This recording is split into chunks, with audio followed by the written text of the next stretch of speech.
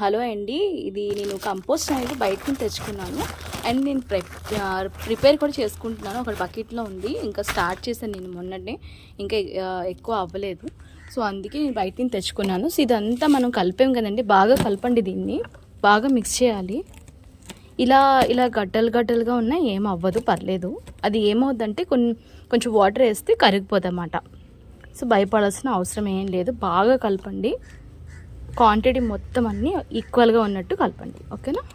మీ చేతితో కలపకపోతే ఇది మన దగ్గర కదండి, ఇలా కూడా కలపచ్చు. లేదు అంటే మీ దగ్గర ఇలాంటిది పెద్ద సైజు ఉంటే దాంతో కూడా ఇలాగా మొత్తం అంతా కలపచ్చు, ఓకేనా.